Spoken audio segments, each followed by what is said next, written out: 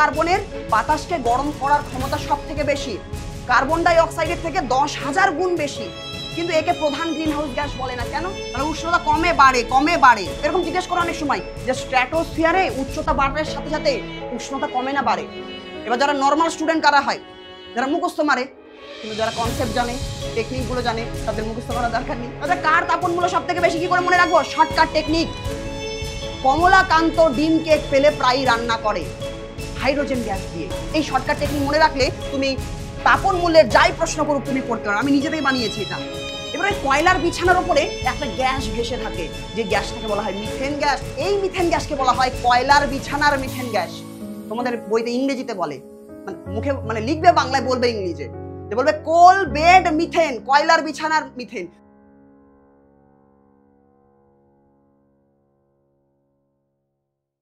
মাধ্যমিক 2026-এর সকল ছাত্রছাত্রীদের আজকের এই সুপার এনার্জেটিক ক্লাসে স্বাগত জানাই। মাধ্যমিকে একজন দুর্বল ছাত্র যাতে ভৌত বিজ্ঞানে 90-এর উপরে নাম্বার পেতে পারে, তার জন্য আজকে থেকে আমরা একটা সিরিজ শুরু করছি। এই সিরিজের টার্গেট থাকবে যে মাধ্যমিকে যত ধরনের প্রশ্ন করতে পারে সবকিছু তোমাকে ক্লাসে শিখিয়ে দেওয়া। আজকে আমরা শুরু করছি ভৌত বিজ্ঞানের যে আমাদের প্রথম চ্যাপ্টার রয়েছে পরিবেশের জন্য ভাবনা। এই চ্যাপ্টার থেকে মাধ্যমিকে 3টে শর্ট কোশ্চেন করে। আজ অবধি মাধ্যমিকে যত শর্ট কোশ্চেন এসে গিয়েছে সব প্রশ্ন আমি এখানে ধরে ধরে শিখিয়ে দেব। যত প্রশ্ন আগামীতে করতে পারে সেগুলো করে দেব। পশ্চিমবঙ্গের বিভিন্ন ভালো ভালো স্কুলগুলোতে প্রতি বছর যেই ধরনের ঘুরিয়ে ঘুরিয়ে প্রশ্ন করে সবগুলো আমরা করাবো। রায় মার্টিন প্রশ্নবিচিতাতে যত এমসিকিউ রয়েছে সেগুলো এক কথায় আমরা সমাধান করব। আজকের এই ক্লাসে স্বাগত সবাইকে। অনেক শর্টকাট টেকনিক শিখবো এই ক্লাস থেকে, যেগুলো তুমি অন্য কোথাও আজ অবধি শেখোনি। তুমি নিজে থেকে শিখতে পারবে যখন এই সিরিজের ক্লাসগুলো করবে, যে ভৌত বিজ্ঞানের প্রত্যেকটা চ্যাপ্টারের জিনিসগুলো এত সহজে মনে থাকে, এত সুন্দর সুন্দর শর্টকাট টেকনিক আছে, নিজে থেকে জানতে পারবে। তো সবাইকে অনুরোধ রইল, এই গোটা ক্লাসটা মন দিয়ে দেখো। গোটা ক্লাসে মোটামুটি আমরা 40টার মতো শর্ট কোশ্চেন করব। আজকের এই ক্লাসে এমসিকিউ করা হবে। এগুলো করলে এর বাইরে আর কোনো কিছু লাগবে না, মাধ্যমিক পরীক্ষার জন্য হয়ে যাবে আমাদের। আর এর পরের দিন আরো একটা ক্লাস আসবে যেখানে আমি এসএকিউ করিয়ে দেবো। এক এক করে আমরা স্টার্ট করছি মাধ্যমিক 2018 সালের প্রশ্ন। সবাইকে অনুরোধ থাকবে, যেহেতু এটা রেকর্ড ভিডিও যাচ্ছে, তুমি নিজে থেকে কমেন্ট বক্সে উত্তর জানাবে। প্রশ্ন দেখতে পাচ্ছ? পজ করো, পজ করে লিখে দাও যে 1 নাম্বারের অপশন হয়ে যাচ্ছে, ডি হচ্ছে বা যেটাই হচ্ছে আমরা দেখবো সেটা লিখে দেবে তোমার যেটা মনে হচ্ছে। বা ডি না লিখে এইভাবে লিখবে, H2O হলে H2O লিখে দেবে এরকম করে, এবং তারপর উত্তর মেলাবে যে তুমি মাধ্যমিক তো সামনে এসেছে, কিছু পড়াশোনা করেছো, কইটুকু তোমার জানা আছে সেই জিনিসগুলো একটু ভেরিফাই করে নাও। সবার প্রথম প্রশ্ন বলছে যে গ্রিন হাউস গ্যাস হিসেবে পৃথিবীর উষ্ণতা বাড়ানোর জন্য কোন গ্যাসের অবদান সব থেকে বেশি? কোন গ্যাস বাতাসটাকে বেশি গরম করে তোলে? গ্রিন হাউস গ্যাস কার অবদান সব থেকে বেশি? এবার শোনো, গ্রিন হাউস গ্যাস মানে যেই গ্যাসগুলো আমাদের বায়ুমণ্ডলের উষ্ণতাকে বাড়ায়। এবার যেই গ্যাসগুলো অলরেডি তুমি চেনো, দাদা আমি কোন কোন গ্যাস চিনি? মোটামুটি অক্সিজেনের নাম তোমার মাথায় থাকে অল টাইম, নাইট্রোজেন তো অনেক বেশি পরিমাণে আছে, হ্যাঁ দাদা, হাইড্রোজেন গ্যাসটাও আমি জানি দাদা, হ্যাঁ, কিন্তু আরো একটা গ্যাস কার্বন ডাই অক্সাইড, যেটা তুমি জানো, ওটা গ্রিন হাউস গ্যাস। ভালো করে শোনো, বাতাসে যে অক্সিজেন থাকে, নাইট্রোজেন থাকে, হাইড্রোজেন গ্যাস থাকে, এরা কেউ গ্রিন হাউস গ্যাস না, এরা বাতাসকে গরম করে না। পরীক্ষায় বলবে যে কোনটা গ্রিন হাউস গ্যাস নয়, মাধ্যমিক 2025 সালে জিজ্ঞেস করেছে যে কোনটা, হাইড্রোজেন কি গ্রিন হাউস গ্যাস? উত্তর হচ্ছে না। মাধ্যমিক এই দুটো জিজ্ঞেস করেছে, এরা কি গ্রিন হাউস গ্যাস? এরা গ্রিন হাউস গ্যাস না। তাহলে কারা গ্রিন হাউস গ্যাস? তুমি একজনের নাম জানো যে দাদা বাতাসে এরা বেশি পরিমাণে থাকে, আরো একজন থাকে অল্প পরিমাণে, সেটা হচ্ছে কার্বন ডাই অক্সাইড। হ্যাঁ, এই কার্বন ডাই অক্সাইড হচ্ছে আমাদের green house gas. Carbon die oxide প্রধান গ্রিন হাউস গ্যাস, বাতাসকে অনেক বেশি গরম করে। এছাড়াও আরো গ্রিন হাউস গ্যাস রয়েছে যারা বাতাসকে সব থেকে বেশি গরম করতে পারে। একটু জেনে রাখি, শুধুমাত্র যে রায় মার্টিন প্রশ্নবিচিতাতে যেগুলো কোশ্চেন আছে সেগুলো করবো না, তাহলে তো আমি বলে দিতে পারতাম যে রায় মার্টিন করাচ্ছি। ওটা রিলেটেড, ওই প্রশ্ন রিলেটেড আরো যা যা করতে পারে সবকিছু শিখিয়ে দেবো, যাতে এক ক্লাসের মধ্যেই 3 নাম্বার আমাদের হাতের মুঠোয় চলে আসে। কেমন? চলে আসো, ভালো করে শোনো। গ্রিন হাউস গ্যাস মানে যারা বাতাসকে গরম করে। হ্যাঁ দাদা, দাদা যৌগ তো 2 রকম হয়, একটা জৈব যৌগ, একটা অজৈব যৌগ। তাহলে গ্রিন হাউস গ্যাসও 2 রকম হয়, একটা জৈব গ্রিন হাউস গ্যাস, একটা অজৈব গ্রিন হাউস গ্যাস। এবার ভালো করে শোনো, অজৈব গ্রিন হাউস গ্যাস কারা কারা রয়েছে আমাদের, আমি একটু লিখে দিই যে অজৈব গ্রিন হাউস গ্যাস, আর একটা লিখবো আমরা জৈব গ্রিন হাউস গ্যাস। শোনো, জৈবর মধ্যে কে কে রয়েছে? দাদা আমি কার্বন ডাই অক্সাইডের নাম আমার মাথায় থাকে, কারণ বাতাসে কার্বন ডাই অক্সাইড বেশি, আমরা নিঃশ্বাসের সাহায্যে কার্বন ডাই অক্সাইড ছাড়ি, গরম হাওয়া বের হয়। আচ্ছা, ওটা অন্য কনসেপ্ট, যদিও কার্বন ডাই অক্সাইড বের হচ্ছে। তাহলে অজৈব যৌগের মধ্যে রয়েছে carbon die oxide. Carbon die oxide অজৈব গ্রিন হাউস গ্যাস। দাদা জৈব গ্রিন হাউস গ্যাস কে হবে? জলীয় বাষ্প, জল আমরা পান করি, আমাদের বডি 75 বা 70% জল দিয়ে তৈরি। তাহলে জল হচ্ছে গ্রিন হাউস গ্যাস, জলীয় বাষ্প। Carbon dioxide greenhouse gas. কিন্তু বাকি যেগুলো কমন নাম আমি জানি, অক্সিজেন, নাইট্রোজেন, হাইড্রোজেন, এরা গ্রিন হাউস গ্যাস নয়, এরা দুজন গ্রিন হাউস গ্যাস। আচ্ছা দাদা এগুলো কেন পড়াচ্ছ? এগুলো তো আমি বইতে পড়িনি, কারণ মাধ্যমিকে জিজ্ঞেস করবে একটা জৈব গ্রিন হাউস গ্যাসের নাম বলো, তখন কার্বন ডাই অক্সাইড বলে দিলে কেটে দেবে, জৈব বললে এটা বলতে হবে। আরো বেশ কিছু উদাহরণ আছে, বাকি মোটামুটি যতগুলো গ্যাসের তুমি নাম জানো সবাই গ্রিন হাউস গ্যাস। দাদা কে কে চলে আসো এক এক করে। মিথেন, দাদা মিথেন তো জৈব রসায়ন চ্যাপ্টারে পড়েছিলাম। হ্যাঁ, মাটির নিচে যেখানে কয়লা পড়ে থাকে, কয়লার ওপরে গ্যাস ভাসে, কয়লার বিছানার ওপরে যে গ্যাস থাকে সেটাকে আমরা কি বলি, যে কয়লার বিছানার ওপরের মিথেন, বা ওটা আমরা বলি কোলবেড মিথেন ইংরেজিতে বলি। আচ্ছা তাহলে মিথেন গ্যাস আমাদের কি, তোমার হচ্ছে গ্রিন হাউস গ্যাস, জৈব গ্রিন হাউস গ্যাস। অজৈবের মধ্যে কি কি রয়েছে যা যা তুমি নাম জানো মোটামুটি বলে দাও না। দাদা নাইট্রাস অক্সাইড, NO2, এই সবগুলো আমাদের গ্রিন হাউস গ্যাসের মধ্যে পড়ে যাচ্ছে। কেমন? আচ্ছা আরো একটা রয়েছে CFC গ্যাস, ক্লোরোফ্লুরোকার্বন, এর এর এর ভেতর আমরা ঢুকবো। যদি বলে কোন গ্যাসের অণু বাতাসকে সব থেকে বেশি গরম করতে পারে, এবার তোমার মাথার মধ্যে ঢুকে আছে কার্বন ডাই অক্সাইড গ্যাস প্রধান গ্রিন হাউস গ্যাস, বাতাসকে সব থেকে বেশি গরম করে কার্বন ডাই অক্সাইড গ্যাস, এটা তোমার মাথায় ঢুকে আছে। কিন্তু যদি জিজ্ঞেস করে কোন গ্যাসের অণু বাতাসকে সব থেকে বেশি গরম করতে পারে, সেটা হবে কার্সি, ক্লোরোফ্লুরোকার্বন। সব থেকে পাওয়ারফুল কে? ক্লোরোফ্লুরোকার্বন। আমার পাশে এসি চলছে, এসি থেকে ক্লোরোফ্লুরোকার্বন বেরোচ্ছে। তুমি বডিতে বডি স্প্রে মাখো, ওই বডি স্প্রের মধ্যে ক্লোরোফ্লুরোকার্বন থাকে। এই ক্লোরোফ্লুরোকার্বনের পাওয়ার সব থেকে বেশি। একটা কার্বন ডাই অক্সাইডের অণু বাতাসকে যতখানি গরম করতে পারে, ক্লোরোফ্লুরোকার্বন 10,000 গুণ পাওয়ার বেশি, কার্বন ডাই অক্সাইডের থেকে 10,000 গুণ বেশি গরম করতে পারে বাতাসকে। মানে ভাবো আমাদের আশেপাশে যদি ক্লোরোফ্লুরোকার্বন বাড়ে, তাহলে ক্লোরোফ্লুরোকার্বনকে প্রধান গ্রিন হাউস গ্যাস কেন বলে না? ক্লোরোফ্লুরোকার্বনের পাওয়ার বেশি, কিন্তু বাতাসে খুব একটা বেশি নাই, তো খুব অল্প পরিমাণ আছে। আর যেগুলো তৈরি হয় ওজোন স্তরে চলে যায়, গিয়ে ওজোন স্তরকে ধ্বংস করবে, অতিবেগুনি রশ্মি ঢুকে যাবে, অনেক প্রবলেম চলে আসবে। যাই হোক, তাহলে ক্লোরোফ্লুরোকার্বনের বাতাসকে গরম করার ক্ষমতা সব থেকে বেশি, কার্বন ডাই অক্সাইডের থেকে 10,000 গুণ বেশি, কিন্তু একে প্রধান গ্রিন হাউস গ্যাস বলে না। কেন? কারণ এর পরিমাণটা কম। আমরা এত এসি ইউজ করছি, ফ্রিজ ইউজ করছি, এগুলো সাহায্যে কি হবে, এগুলো থেকে ক্লোরোফ্লুরোকার্বন বেরোচ্ছে। যখন বাতাসে ক্লোরোফ্লুরোকার্বন বেড়ে যাবে তখন এটা প্রধান গ্রিন হাউস গ্যাস হয়ে যাবে, তখন ভবিষ্যৎ প্রজন্ম ধ্বংস হয়ে যাবে বা যাই হয়ে যাবে। তো আমাদের এগুলো বন্ধ করতে হবে। আমরা ঠান্ডা পাওয়ার জন্য বাইরেটা আরো বেশি গরম করছে এসি চালিয়ে, তাই না? এবার কনসেপ্টে ঢুকে যাই আমরা। আচ্ছা এই যে ক্লোরোফ্লুরোকার্বন আসলাম, এটা আমরা আরো ভিতরে ঢুকবো। তাহলে এই কোশ্চেনের অ্যান্সার করি। বলছে পৃথিবীর উষ্ণতা বাড়ানোর জন্য পৃথিবীতে কার্বন ডাই অক্সাইড বেশি আছে, তাহলে কার্বন ডাই অক্সাইড হয়ে যাচ্ছে প্রধান গ্রিন হাউস গ্যাস। যে পৃথিবীকে গরম সব থেকে বেশি কে করছে? Carbon die oxide gas. কিন্তু গরম করার ক্ষমতা কার বেশি? ক্লোরোফ্লুরোকার্বনের। তো প্রধান green house gas carbon die oxide, এটা বাতাসকে সব থেকে বেশি গরম করতে পারে কারণ এর পরিমাণটাও বেশি রয়েছে। ক্লোরোফ্লুরোকার্বন অল্প, তাই ক্লোরোফ্লুরোকার্বন হবে না। মাধ্যমিক 2018 সালে জিজ্ঞেস করেছে। এখানে অনেক কোশ্চেন আমি বলে দিলাম। এই পুরো পিডিএফ নোটটা তোমরা ফ্রিতে পেয়ে যাবে, পুরো পিডিএফ নোটটা ফ্রিতে পেয়ে যাবে। গুগল প্লে স্টোরে গিয়ে ভালো করে শোনো, গুগল প্লে স্টোরে গিয়ে ফিজিক্স দাদা অ্যাপটা ডাউনলোড করবে। গুগল প্লে স্টোরে গিয়ে ফিজিক্স দাদা অ্যাপটা ডাউনলোড করবে। এই ফিজিক্স দাদা অ্যাপটা তোমরা যে ডাউনলোড করবে নিজে লগ ইন করে নেবে। ওখানে আমি ফ্রি কোর্স দিয়ে রাখবো, কেমন? ওখানে ফ্রি কোর্স লেখা আছে, ফ্রি কোর্স এক জায়গায় লেখা আছে। ফ্রি কোর্সের মধ্যে গেলে এই পুরো পিডিএফ নোট তুমি পেয়ে যাবে। তাহলে যা যা আমি লেখালেখি করছি এগুলো তোমার কাছে থেকে যাবে, কিন্তু মন দিয়ে আগে ভিডিওটা দেখো, তারপর পিডিএফ নোটটা নেবে ফিজিক্স দাদা অ্যাপে গিয়ে। এটা আমি লাস্টে বলে দেবো কি করে ডাউনলোড করবে। চলে আসো পরের প্রশ্ন। দেখো আমি যা যা পড়াচ্ছি ম্যাক্সিমাম প্রশ্ন নিজে থেকে পেরে যাবে, আগে থেকে পড়া না থাকলেও অসুবিধা নাই। প্রদত্ত কোনটি ওজোন স্তরকে ক্ষয় করে না? ওজোন স্তরকে কে কে ক্ষয় করে না? ভালো করে শোনো। ক্লোরোফ্লুরোকার্বন ওজোন স্তরকে ক্ষয় করে। নাইট্রোজেন, তোমার নাইট্রাস অক্সাইড, এটা ওজোন স্তরকে ক্ষয় করে। নাইট্রিক অক্সাইড, এটা ওজোন স্তরকে ক্ষয় করে। এরা তিনজনই ওজোন স্তরকে ক্ষয় করে।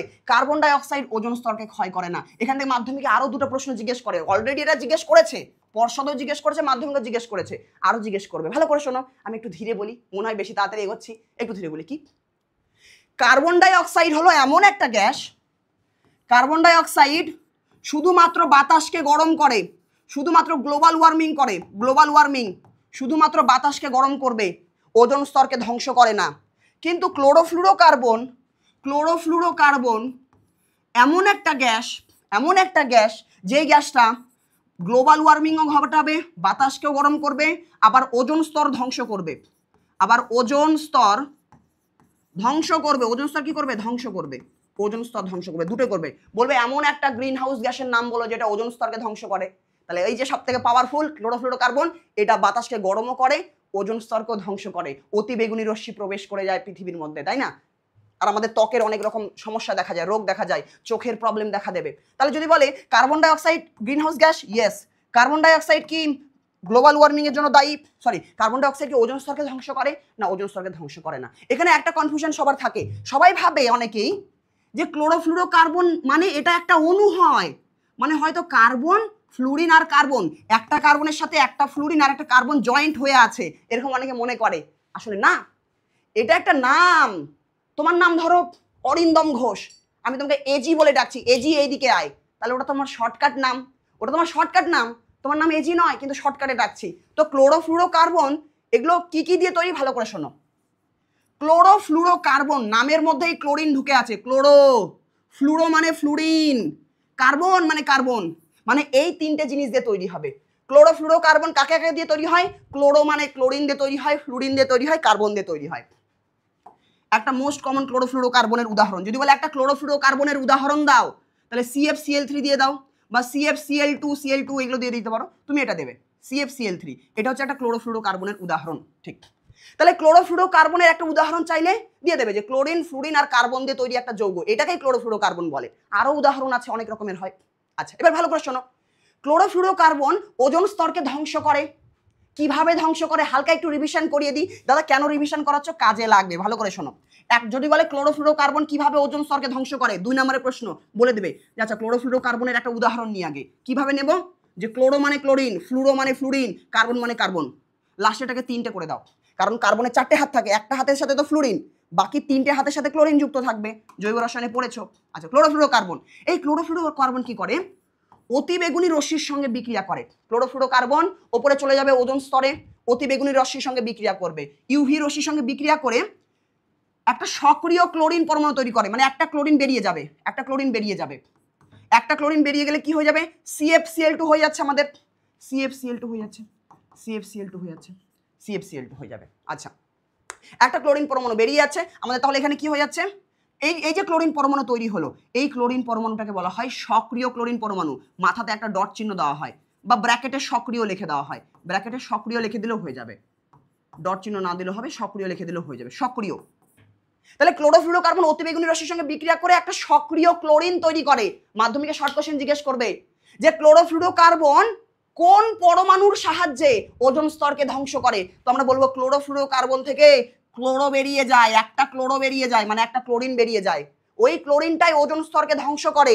কিভাবে ধ্বংস করে দাদা, এই যে দেখার চেষ্টা করো, ওজোন স্তর মানে কি, ওজোন গ্যাসের অণু আছে, হ্যাঁ, এটাকে তার মানে ধ্বংস করে ফেলবে। কে ধ্বংস করবে, ক্লোরিন। তাহলে ক্লোরিন এটাকে ধ্বংস করে ফেলবে, কি করে, ক্লোরিন বলবে ভাই একটা দিয়ে দে না, নিয়ে নেবে ক্লোরিন, একটা ClO হয়ে যাবে, আর এখানে তাহলে অক্সিজেন পড়ে থাকবে, একটা অক্সিজেন চলে গেল, ক্লোরিন কেড়ে নিল, তাহলে অক্সিজেন পড়ে থাকবে, অক্সিজেন দেখো, তাহলে ছিল ওজোন গ্যাস, ভেঙে গিয়ে এগুলো তৈরি হয়ে গেল, ওজোন গ্যাস ধ্বংস হয়ে গেল।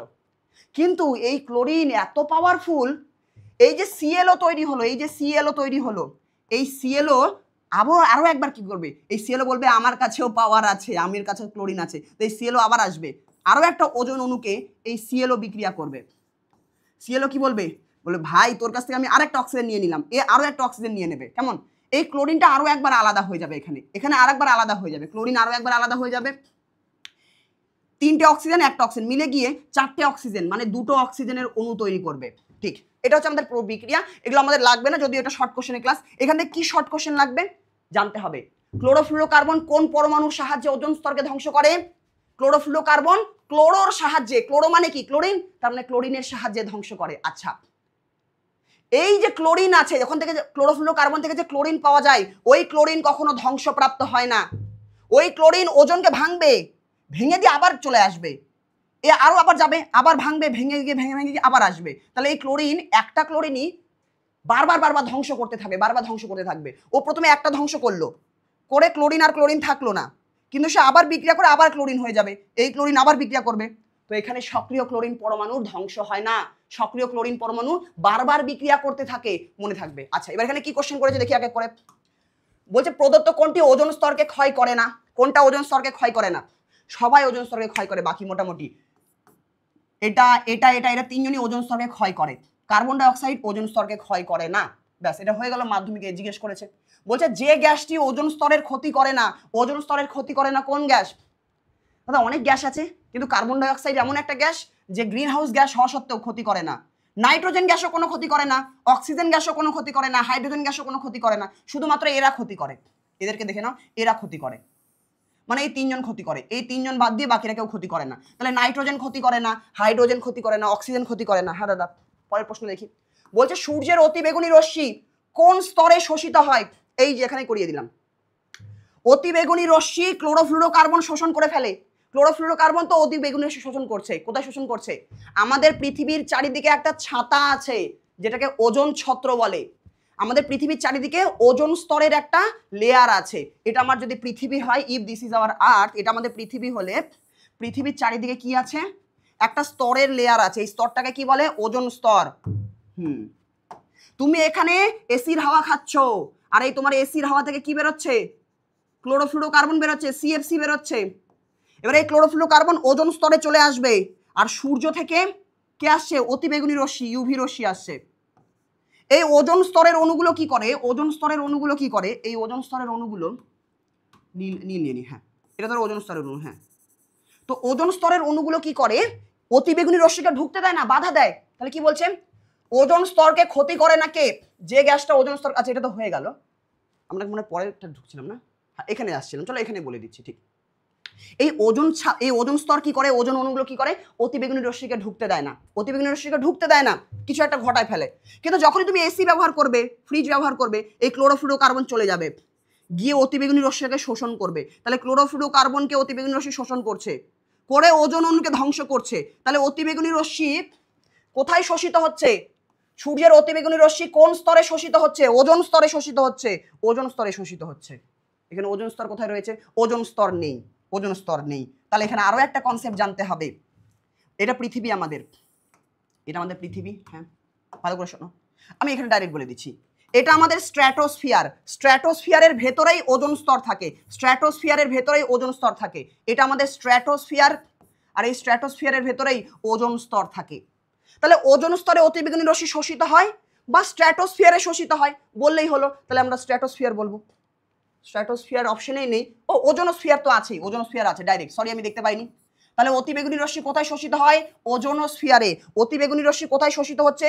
ওজোনোস্ফিয়ারে। এই ওজোনোস্ফিয়ারে শোষিত হয়ে যাচ্ছে, ওজোনোস্ফিয়ারে শোষিত হয়ে যাচ্ছে। ঠিক, স্ট্র্যাটোস্ফিয়ারেও সঠিক উত্তর হবে। এখানে দেখার চেষ্টা করো কি বলছে। বলছে সূর্যের অতিবেগুনি রশ্মির ক্ষতিকারক প্রভাব থেকে জীবজগৎকে কে রক্ষা করে? সূর্য থেকে ক্ষতিকারক অতিবেগুনি রশ্মি আসছে, পৃথিবীর মানুষজনকে কে রক্ষা করছে? এই যে ওজোন স্তর, ওজোন স্তর একটা ছাতার মতো এটাকে ঘিরে রেখেছে, এটাকে ওজোন ছত্র বলে। তাহলে এই ওজোন স্তর কি করছে? অতিবেগুনি রশ্মিকে ঢুকতে দিচ্ছে না। তার মানে এটাকে কি বলা হয়? ওজোনোস্ফিয়ারকে কি বলা হচ্ছে? যে সূর্যের অতিবেগুনি রশ্মিকে ঢুকতে দিচ্ছে না, জীবজগৎকে রক্ষা করে ফেলছে। কিন্তু যখনই তুমি এসি ব্যবহার করছো, এই ওজোন স্তরকে ভেঙে দিচ্ছে, আর এখান থেকে অতিবেগুনি রশ্মি ঢুকে যাচ্ছে ভেতরে। ওই জন্য আমাদের ত্বকের অনেক সমস্যা দেখা দিচ্ছে এখন ধীরে ধীরে। আচ্ছা, এখানে চলে আসো। প্রদত্ত কোনটা গ্রিন হাউস গ্যাস নয়? দাদা গ্রিন হাউস গ্যাসের উপর তুমি পিএইচডি করিয়ে দিয়েছো, আর কোনো সমস্যা হওয়ার কথা নয়। কোনটা গ্রিন হাউস গ্যাস নয়? মিথেন জৈব গ্রিন হাউস গ্যাস, জলীয় বাষ্প জৈব greenhouse gas, carbon die oxide অজৈব green house gas, oxygen green house gas নয়। মাধ্যমিকে এসেছে, বললাম না মাধ্যমিকে এসেছে। অক্সিজেন গ্রিন হাউস গ্যাস নয়, নাইট্রোজেন গ্রিন হাউস গ্যাস নয়, carbon dioxide greenhouse gas নয়। কোনটা গ্রিন হাউস গ্যাস নয়? অক্সিজেন গ্রিন হাউস গ্যাস নয়। পর্ষদের প্রশ্ন। তারপরে প্রশ্ন, আই হোপ মজা লাগছে। যদি ক্লাসটা মজা লাগে এই ভিডিওটাকে এখনই একটা লাইক দিয়ে দাও, তাহলে পরবর্তীতে আরো ভিডিও আসবে। সবাই এই ভিডিওটাতে একটা লাইক দিয়ে দাও।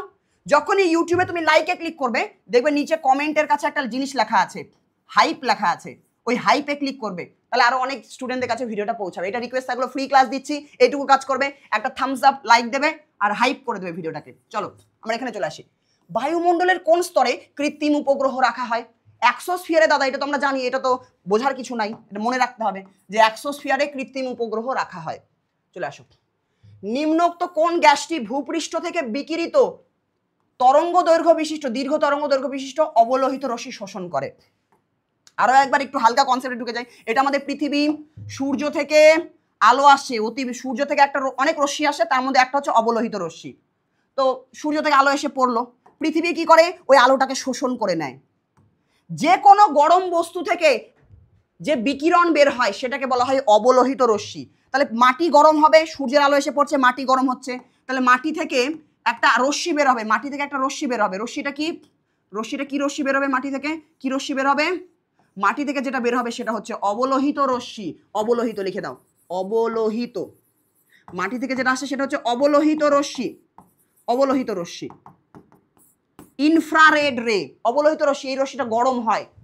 এবার বাতাসে যত গ্রিন হাউস গ্যাস রয়েছে, এটা হচ্ছে কার্বন ডাই অক্সাইডের অণু। কার্বন ডাই অক্সাইড, এবার অবলোহিত রশ্মি যাচ্ছে, কার্বন ডাই অক্সাইড বলবে ও অবলোহিত রশ্মি তুমি কই যাও, তোমাকে আমি শোষণ করে নেব। কার্বন ডাই অক্সাইড ওটাকে শোষণ করে নেয় আর বাতাস গরম হয়ে যায়।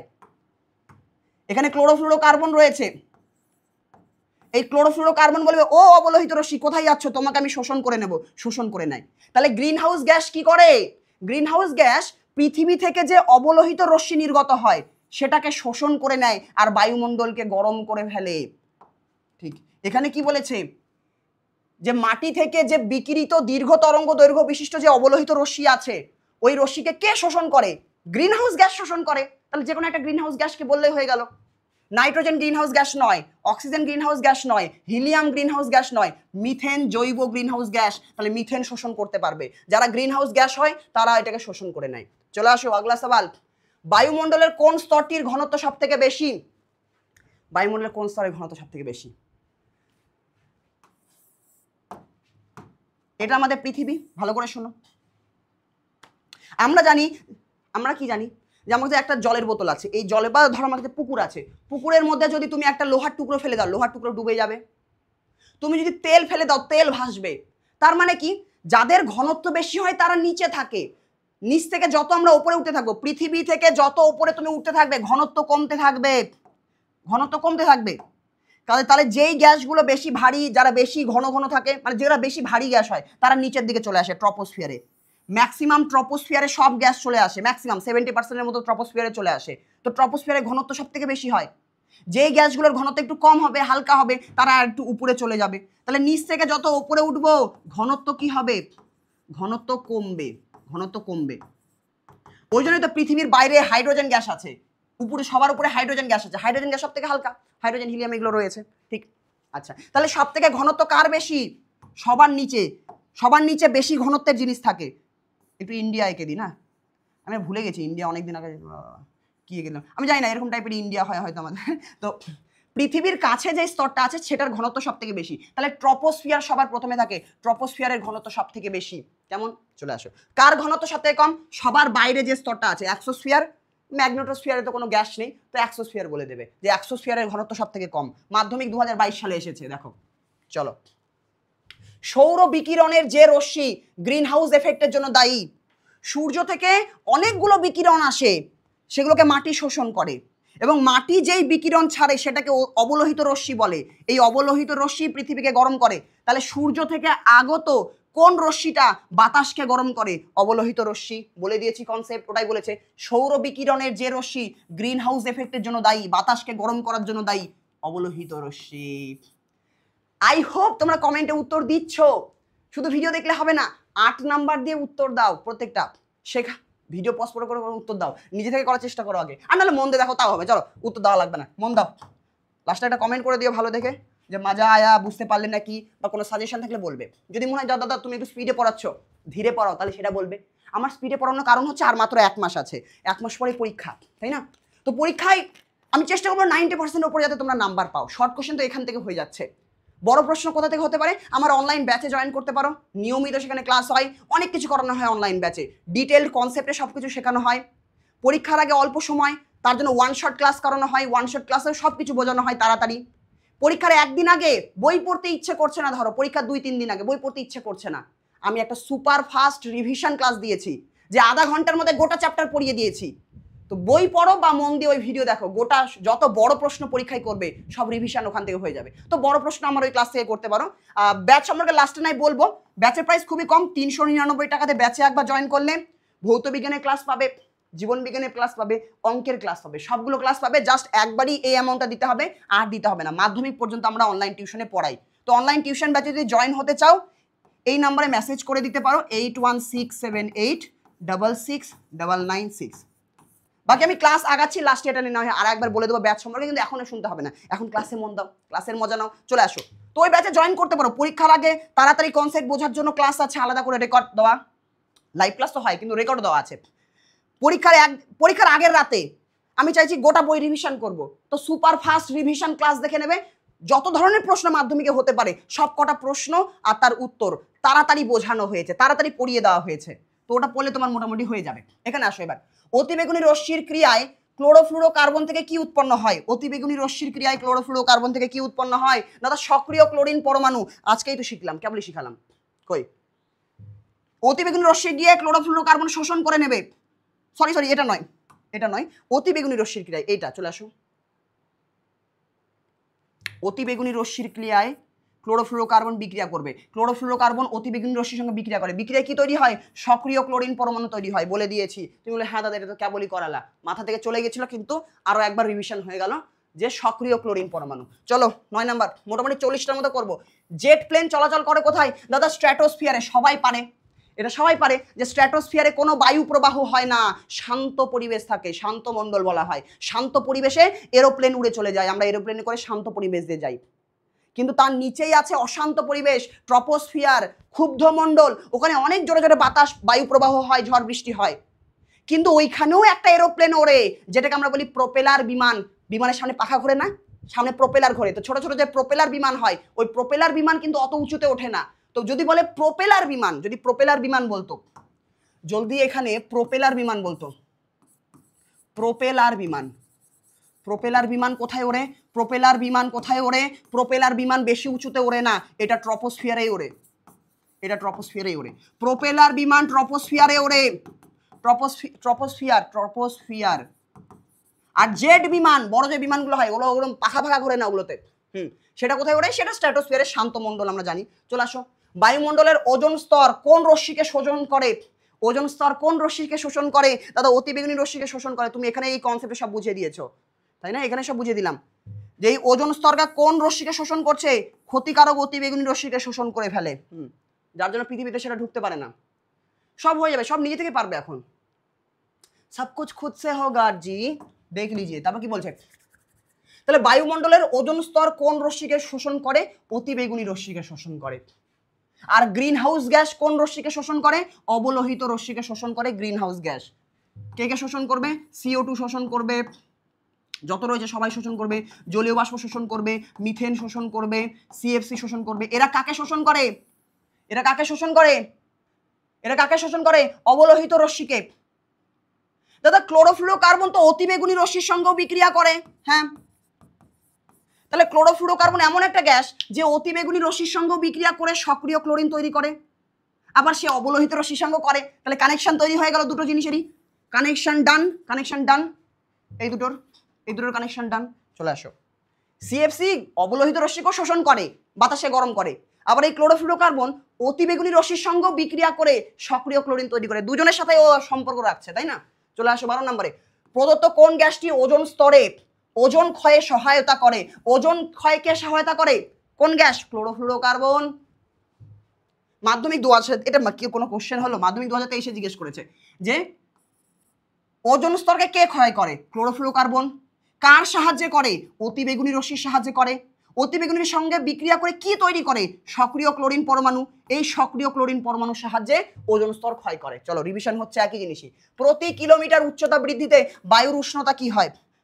যারা আমার ক্লাস করেছো, ওয়ান শট ক্লাস করেছো পর্যায়ে, সরি এই চ্যাপ্টারটার, তারা জানো এগুলো সব টেকনিক ক্লাসেই শেখানো আছে, ওটা করলে আলাদা করে করার দরকার নেই, কিন্তু তোমাদের রিভিশন হয়ে আছে, তোমরাও করো, সবাই করো, যারা পেইড ব্যাচে আছো তারাও করো, যারা নেই তারাও ইউটিউবে ফ্রিতে করো। শোনো, এটা ট্রপোস্ফিয়ার, হ্যাঁ দাদা এটা ট্রপোস্ফিয়ার। চলে আসো এক এক করে। এটা স্ট্র্যাটোস্ফিয়ার, ওকে দাদা দিস ইজ স্ট্র্যাটোস্ফিয়ার। চলে আসো, এটা মেসোস্ফিয়ার, ওকে দাদা দিস ইজ মেসোস্ফিয়ার, ওকে। তারপরে কে আছে দাদা? থার্মোস্ফিয়ার আছে। তারপরে চলে আসো, আজা ভাইয়া, থার্মোস্ফিয়ার আছে। তারপরে সবার লাস্টে কে আছে দাদা? এক্সোস্ফিয়ার আছে। চলে আসো, এক্সোস্ফিয়ার। দাদা এক্সোস্ফিয়ারের বাইরে তো ম্যাগনেটোস্ফিয়ার আছে। ম্যাগনেটোস্ফিয়ারে কোনো গ্যাসের অণু নেই, ম্যাগনেটোস্ফিয়ারে বায়ু নেই, ম্যাগনেটোস্ফিয়ারে একটা চৌম্বক ক্ষেত্র আছে জাস্ট, কেমন কিছু আয়ন রয়েছে ওখানে। তো ওটাকে বলতে পারো, অনেক বইতে ওটাকে ধরে, ওটাকে ধরে না, আমরা ওটাতে যাচ্ছি না, ওটা একটু অনেক বড় বড় নাসার মতো সংস্থা ওটাকে বায়ুমণ্ডলের অংশই ধরে না। আবার আমাদের পশ্চিমবঙ্গের বাংলা মিডিয়ামের বইয়ে ওটাকেও ধরে না। তো অনেকে ধরে বায়ুমণ্ডলের অংশ, অনেকে বায়ুমণ্ডলের অংশ ধরে না। তো আমরা এখানে আসছি, this is our earth, this is our earth. এটা আমাদের পৃথিবী, এটা আমাদের পৃথিবী। এবার ভালো করে শোনো, একটা জিনিস শেখাচ্ছি, একটা জিনিস শেখাচ্ছি, ভালো করে শোনো, একটা দারুণ জিনিস শেখাচ্ছি। মাটি থেকে যত তুমি ওপরে উঠতে থাকবে তত উষ্ণতা কমতে থাকে। উষ্ণতা মানে টেম্পারেচার, টি দিয়ে দেখাচ্ছি। যত ওপরে উঠতে থাকবে উষ্ণতা কমতে থাকবে, কমতে কমতে এখানে উষ্ণতা হয়ে যায় -56 ডিগ্রি সেলসিয়াস। -56 degree Celsius. 56 সংখ্যাটাকে উল্টো করে লিখে দাও দাদা, তার মানে 6-5 হবে। হ্যাঁ 6-5 হবে, দশমিক লাগিয়ে দাও। দাদা এটার মানে কি? এটার মানে হলো মাইনাস লিখতে পারো, এটা মাইনাস লিখে দাও তোমার বোঝার সুবিধার্থে। মাইনাস লেখো না, মনে মনে বলে দিচ্ছি আমি। ওপরে উঠবে উষ্ণতা কমতে কমতে -56 হয়, কিন্তু কতখানি কমবে? 1 কিলোমিটার করে উপরে উঠবে উষ্ণতা 6.5 ডিগ্রি সেলসিয়াস কমে যাবে। আরো 1 কিলোমিটার উপরে যাবে উষ্ণতা আরো 6.5 কমে যাবে। মানে প্রতি কিলোমিটার তুমি উপরে উঠতে থাকবে আর উষ্ণতা কত কমতে থাকবে দাদা? 6.5। তাহলে সবার উপরে গিয়ে উষ্ণতা কত হবে দাদা? 6.5কে উল্টে দেবো, 56 হয়ে যাবে, -56 হয়ে যাবে। আচ্ছা এবার শোনো, আরেকটা টেকনিক।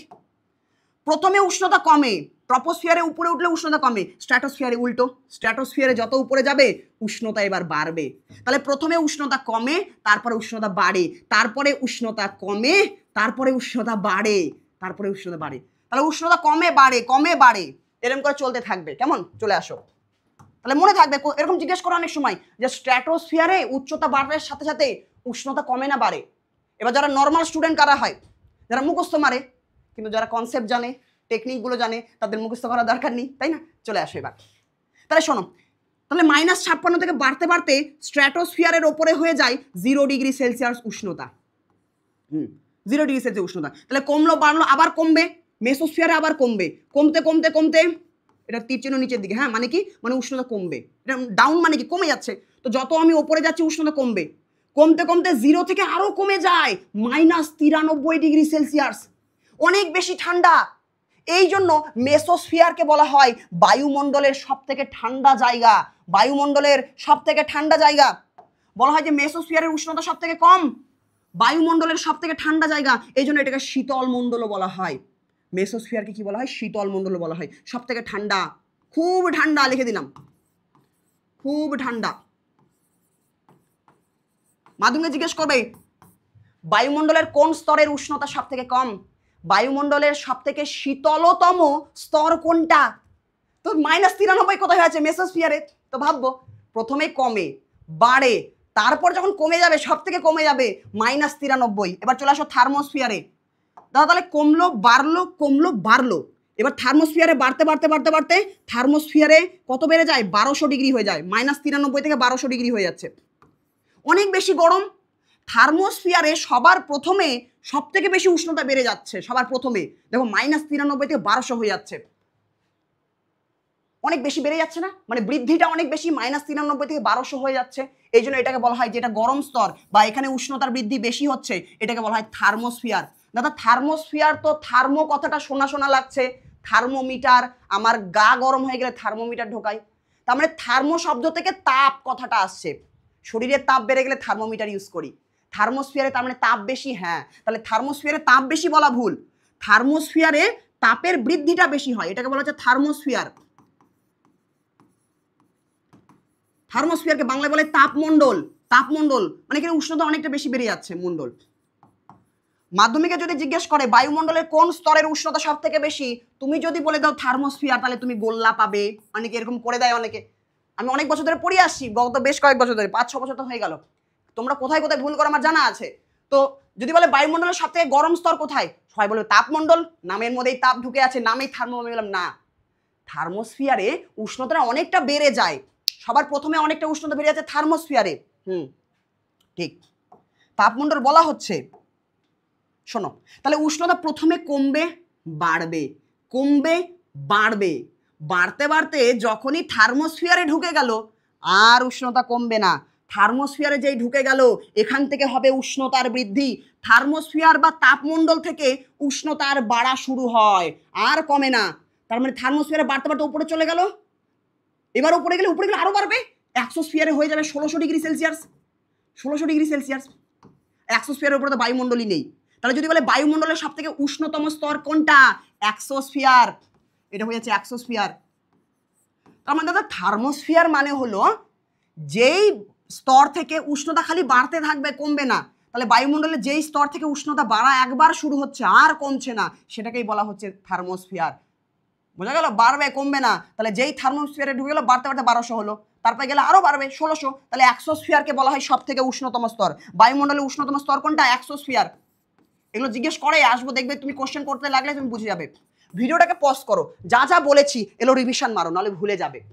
যা যা বলেছি ভিডিওটাকে পজ করে রিভিশন মারো। আই হোপ রিভিশন মেরেছো, আমার কাছে টাইম নেই ওয়েট করার। এবার আমি কোশ্চেন সলভ হয়ে যাচ্ছি। দেখো কি বলছে, কি বলছে। প্রতি কিলোমিটার উচ্চতা বৃদ্ধিতে বায়ুর উষ্ণতা কি হয়?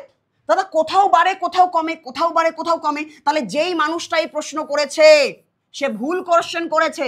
আমাকে তো বলতে হবে যে প্রতি কিলোমিটার উচ্চতা বৃদ্ধিতে বায়ুর উষ্ণতা প্রায় কোথাও বাড়ে কোথাও কমে। তো তুমি কোন স্তরে জিজ্ঞেস করছো? জিজ্ঞেসই করেনি, কোশ্চেনই ভুল।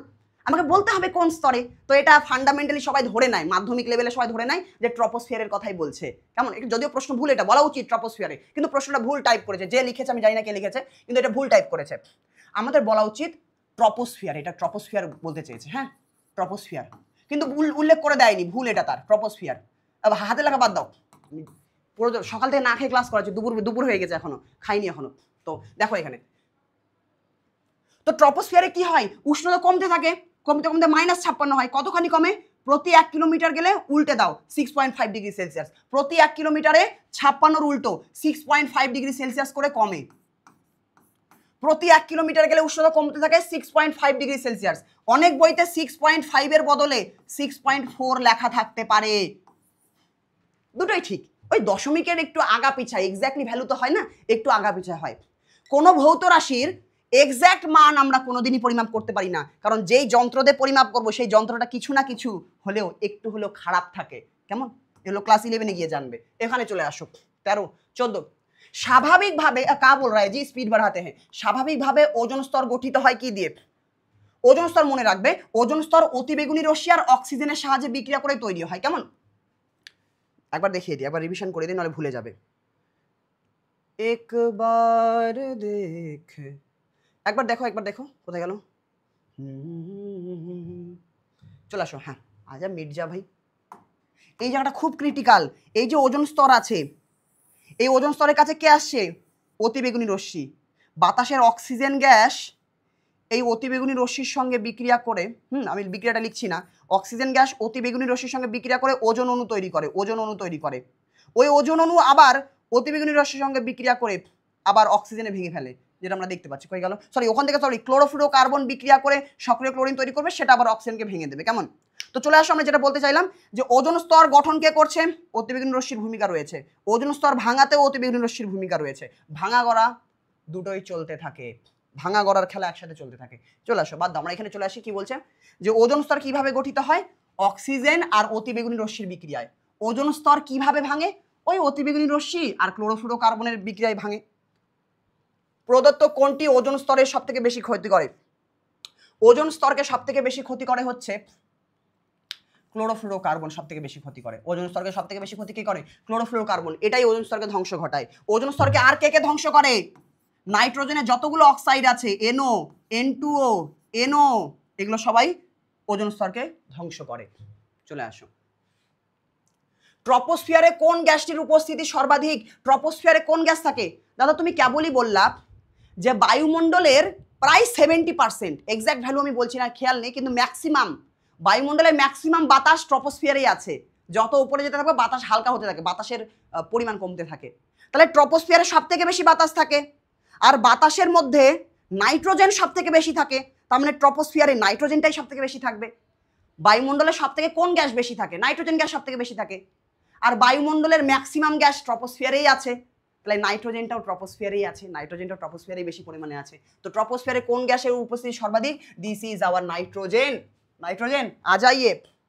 উত্তপ্ত ভূপৃষ্ঠ যে রশ্মি বিকিরণ করে, বলে দিয়েছি উত্তপ্ত ভূপৃষ্ঠ অবলোহিত রশ্মি বিকিরণ করে, গ্রিন হাউস গ্যাস ওগুলোকে শোষণ করে নেয়। তাহলে উত্তপ্ত ভূপৃষ্ঠ অবলোহিত রশ্মিকে শোষণ করে, এটা 50% স্টুডেন্ট ভুল করে। এরকম অনেকে বলে দেয় যে উত্তপ্ত ভূপৃষ্ঠ অতিবেগুনি রশ্মি শোষণ করে। অতি বেগুনি আর অবলোহিত দুটোই অ দিয়ে শুরু হচ্ছে, এই জন্য অনেকে ভুল করে ফেলে। তো কনসেপ্টটা মাথায় থাকলে ভুল হবে না। অবলোহিত মাটি থেকে আসছে, অতি বেগুনি রশ্মি সূর্য থেকে আসছে। অবলোহিত সূর্য থেকে আসে, সূর্য থেকে সবই আসে। বায়ুমণ্ডলে ওজোন গ্যাস কোন স্তরে ঘনীভূত অবস্থায় থাকে? দাদা ওজোন স্তর তো, ওজোন গ্যাস হচ্ছে ওজোন স্তরে ঘনীভূত থাকে। মাধ্যমিক 2013 সালে জিজ্ঞেস করেছে। তাহলে ওজোন গ্যাস ওজোন স্তরে ঘনীভূত থাকে। অপশনে কোথাও ওজোন স্তর লেখা নাই। দাদা কেন লেখা নাই? কারণ তুমি কি পড়েছো, বায়ুমণ্ডলের কয়টা স্তর আছে? তুমি বলে দাদা বায়ুমণ্ডলে তো এই কটা স্তর আমি পড়েছি, যে troposphere, stratosphere, mesosphere, thermosphere, exosphere. আমি বললাম ভেরি গুড, তুমি এই কটাই পড়েছো, কিন্তু এখানে দুটো স্পেশাল জিনিস তুমি পড়তে ভুইলা গেছো। দুটো স্পেশাল জিনিস পড়তে ভুইলা গেছো। কি ভুইলা গেছো? এই যে ট্রপোস্ফিয়ার আর স্ট্র্যাটোস্ফিয়ার আছে, স্ট্র্যাটোস্ফিয়ারের ভেতরেই থাকে ওজোনোস্ফিয়ার। স্ট্র্যাটোস্ফিয়ারের ভেতরেই থাকে ওজোনোস্ফিয়ার, এখানেই ওজোনোস্ফিয়ার থাকে। O3 লিখে দিলাম। তাহলে যদি বলে ওজোন গ্যাসের ঘনত্ব কোথায় বেশি? ওজোনোস্ফিয়ারে বেশি। আবার ওজোনোস্ফিয়ার তো স্ট্র্যাটোস্ফিয়ারের মধ্যেই পড়ে, তার মানে স্ট্র্যাটোস্ফিয়ারেই বলতে পারি ওজোন স্তর বেশি আছে। সব ওজন তো স্ট্র্যাটোস্ফিয়ারের ভেতরেই আছে। আমি বলতে পারি যে বায়ুমণ্ডলের মধ্যে ওজোন গ্যাস থাকে, আমি বলতেই পারি স্ট্র্যাটোস্ফিয়ারের মধ্যে ওজোন গ্যাস থাকে, আমি বলতেই পারি ওজোনোস্ফিয়ারের মধ্যে ওজোন গ্যাস থাকে। তাহলে অপশনে তোমার স্ট্র্যাটোস্ফিয়ার ছিল তো, অপশনে স্ট্র্যাটোস্ফিয়ার ছিল তো। আজা ভাই, যে বায়ুমণ্ডলে কোন স্তরে ওজোন গ্যাস থাকে? স্ট্র্যাটোস্ফিয়ার। তাহলে বলে দেবো, কারণ কেবলই শিখলাম যে স্ট্র্যাটোস্ফিয়ারের ভেতরেই থাকে ওজোনোস্ফিয়ার। এই গোটা স্তরের নাম কি? এই গোটা স্তরের নাম কি? স্ট্র্যাটোস্ফিয়ার। এর নাম হচ্ছে স্ট্র্যাটোস্ফিয়ার। স্ট্র্যাটোস্ফিয়ার আমি লিখলাম না। একইভাবে আরো একটা জিনিস অনেকে ভুলে যায়, থার্মোস্ফিয়ারের ভেতরেই থাকে আয়োনোস্ফিয়ার। থার্মোস্ফিয়ারের ভেতরে থাকে আয়োনোস্ফিয়ার। আয়োনোস্ফিয়ার আমি লিখলাম না, চলো লিখে দিই। Ionosphere, ionosphere, ionosphere, ionosphere. আর এটা আমাদের থার্মোস্ফিয়ার, এই গোটাটা আমাদের থার্মোস্ফিয়ার। এখান থেকে মাধ্যমে একটা জিনিস জিজ্ঞেস করবে, বলবে মেরুজ্যোতি কোথায় দেখা যায়? আকাশে লাইটিং কোথায় দেখা যায়? লাইটিং ঘুরে বেড়াবে আকাশে, কালারিং জিনিসপত্র মেঘের মতো, মেঘের মতো নয় মানে ডিজাইন, এরকম লাইটিং ঘুরে বেড়ায় আকাশে। তাহলে আকাশে লাইটিং কোথায় দেখা যায়? মেরুজ্যোতি কোথায় দেখা যায়? দাদা নামের মধ্যেই মেরু আছে, জ্যোতি মানে লাইটিং। তাহলে জ্যোতি কোথায় দেখা যায়? মেরু অঞ্চলে দেখা যায়, সুমেরু আর কুমেরু অঞ্চলে। এটাকে মেরু প্রভাও বলে। সুমেরু অঞ্চলের লাইটিংকে বলে সুমেরু প্রভা, কুমেরু অঞ্চলটাকে বলা হয় কুমেরু প্রভাব। সুমেরু কুমেরু আমাদের হয়ে গেল। যাই হোক, ওই লাইটিং বা মেরু প্রভা বা তোমার হচ্ছে মেরুজ্যোতি আয়োনোস্ফিয়ারেও দেখা যায়, থার্মোস্ফিয়ারেও দেখা যায়। কারণ আয়োনোস্ফিয়ারেই মেরুজ্যোতি দেখা যাচ্ছে, আবার আয়োনোস্ফিয়ার তো থার্মোস্ফিয়ারের আন্ডারে থাকে। তাহলে থার্মোস্ফিয়ারে মেরু প্রভা দেখা যায়, আয়োনোস্ফিয়ারে মেরু প্রভা দেখা যায়, বললেই হলো। বেতার তরঙ্গ আয়োনোস্ফিয়ারে প্রতিফলিত হয় বলো বা থার্মোস্ফিয়ারে প্রতিফলিত হয় বলো, কোই ডিফারেন্স নেই, সেম জিনিস। তাহলে স্ট্র্যাটোস্ফিয়ার। চলে আসো, ভিতরে চলে আসো। আমরা একটু স্পিড বাড়াই, স্পিড অনেকক্ষণ ধরে বলছি বাড়াই, এই স্পিডেই চলো। সাধারণ অবস্থায় সমুদ্র পৃষ্ঠে, এটা সমুদ্র, তুমি দীঘায় ঘুরতে গেছো, তাহলে সমুদ্র পৃষ্ঠে আদর্শ গ্যাসের বায়ুর চাপের পরিমাণ কত? সমুদ্র পৃষ্ঠে বায়ুর যে চাপ হয়, সমুদ্র পৃষ্ঠে বায়ুর চাপকে কি বলে?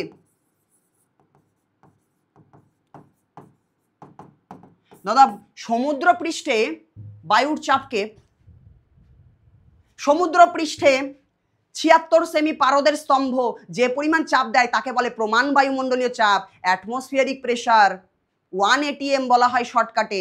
তাহলে সমুদ্র, এখানে কোশ্চেন একটু কেমন আছে, সাধারণ অবস্থায় সমুদ্র পৃষ্ঠে আদর্শ গ্যাসের বায়ুর চাপের পরিমাণ কত? আদর্শ গ্যাসের বায়ুর চাপের পরিমাণ প্রমাণ বায়ুমণ্ডলীয় চাপ বা 1 ATM, 1 অ্যাটমসফিয়ার। তাহলে সমুদ্র পৃষ্ঠে বায়ুর চাপ কত? 1 অ্যাটমসফিয়ার বা 76 সেমি পাওয়ার স্তম্ভের চাপ বলতে পারি। 1 অ্যাটমসফিয়ার সমান সমান সবগুলো মিলিবারে আছে। 1 অ্যাটমসফিয়ার সমান সমান কত মিলিবার? 1013.23.25 হয়, 0.25 মিলিবার। পয়েন্ট বাদ দাও, অপশনে পয়েন্ট নেই, পয়েন্টটা বাদ দাও, এটা লিখে দাও মিলিবার। এটা এক্স্যাক্টলি ঠিক আছে, হ্যাঁ মিলিবার। 1013 মিলিবার হয়। তাহলে সমুদ্র পৃষ্ঠের বায়ুচাপ কত? 1 ATM বলে দাও বা 1 মিলিবার বলে দাও, বললেই হলো। মাধ্যমিক 2015 সালের প্রশ্ন। প্রদত্ত যেটি গ্রিন হাউস গ্যাস, দেখো ক্লাস একটু বড় হচ্ছে আমি জানি, একটু এসিটা বাড়িয়ে দিই। একজন বলবে দাদা তুমি তো গ্রিন হাউস এফেক্ট বাড়াচ্ছ। কিছু করার নেই, ঘরে অনেক গরম, নাহলে ক্লাস করাতে পারবো না। তো তোমরা এসি ইউজ করবে না, ঠিক আছে? AC is only for doctor. এসির হাওয়া খেলে শরীর খারাপ হবে, কিন্তু ডাক্তাররা এসিতেই থাকবে। আমি বলছি এসি ইউজ করলেই বাতাস গরম হবে, করো না, আমি নিজে এসি নিচে আছি, क्या बताएं अब। হ্যাঁ এখানে আসো, বলছে প্রদত্ত কোনটা গ্রিন হাউস গ্যাস। একটা জিনিস বলি, কেউ যদি ভাবো যে দাদা আমাকে তুমি 30টা ইম্পর্টেন্ট কোশ্চেন করিয়ে দাও, 15টা ইম্পর্টেন্ট কোশ্চেন করিয়ে দাও, ওর মধ্যেই যেন আসে, যারা এসব বলে ওসব ভিউজ কামানোর জন্য, অ্যাকচুয়ালি ওরকম 15-21টা হয় না। যেটা অ্যাকচুয়ালি মাধ্যমিকে আসবে, যেটা অ্যাকচুয়ালি তোমার কাজে লাগবে সেটা আমি করাচ্ছি। প্রশ্নবিচিত্রা সব এমসিকিউ আমি করিয়ে দিচ্ছি এই চ্যাপ্টার থেকে, তার পাশাপাশি অনেক অতিরিক্ত জিনিস শেখাচ্ছি। কারণ প্রশ্ন তো আমি করছি না, বা আমার পরিচিত কোনো ব্যক্তি করছে না যে তাকে বলবো ভাই বলতো এই বছর কি করছিস, তাহলে আমি ইউটিউবে গিয়ে বলে দেবো এই 10টা প্রশ্নের মধ্যে থেকেই এই চ্যাপ্টারে আসবে, এই 30টার মধ্যেই আসবে। কিন্তু আমি এটা বলছি যে এই ক্লাসের মধ্যে থেকে আসবে, কারণ ক্লাসে অনেক কিছু বলছি, তাই না? কি করে কনসেপ্টগুলো শেখানো হচ্ছে, অনেক প্রশ্ন করানো হচ্ছে, মাধ্যমিক থেকে শুরু করে বিভিন্ন গুরুত্বপূর্ণ পরীক্ষাতে যেগুলো এসেছে সেগুলো এর মধ্যে করিয়ে দিচ্ছি। তাহলে এর বাইরে আর কি দেবে, এর মধ্যেই হয়ে যাবে। প্রদত্ত তো একটু বেশি খাটতে শেখো, বেশি না খেটে কোনোদিন সফলতার শিখরে পৌঁছানো যায় না। অল্প খাটে ফাঁকিবাজরা, তো আমরা ফাঁকিবাজ নই। ফাঁকিবাজ হয়তো বানানো হচ্ছে আমাদেরকে, তো বানালে হবে না, আমাদের উপরে উঠতে হবে, কেমন? তো চলে আসবে এখানে। প্রদত্ত যেটি গ্রিন হাউস গ্যাস সেটি হলো কোনটা গ্রিন হাউস গ্যাস? দাদা নাইট্রোজেন না, অক্সিজেন না, হাইড্রোজেন না, এটা মাধ্যমিকের প্রশ্ন। Nitrous oxide, nitrous oxide, nitrous oxide greenhouse gas. চলে আসো, সবগুলোই নাইট্রোজেন ডাইঅক্সাইড এগুলো সব গ্রিন হাউস গ্যাস। হ্যাঁ, তো এরা গ্রিন হাউস গ্যাস নয় আমি জানি, তাহলে এটা ক্লিক করে দিলাম। কারা গ্রিন হাউস গ্যাস না সেটা তো আমার জানা আছে। প্রদত্ত যেটি গ্রিন হাউস গ্যাস যার জলীয় দ্রবণ আম্লিক, দাদা মিথেন জৈব গ্রিন হাউস গ্যাস, N2O অজৈব গ্রিন হাউস গ্যাস, ক্লোরোফ্লুরোকার্বন জৈব greenhouse gas, carbon dioxide অজৈব গ্রিন হাউস গ্যাস। তাহলে এরা হয়ে যাচ্ছে অজৈব গ্রিন হাউস গ্যাস, কারণ এরা অজৈব যৌগ।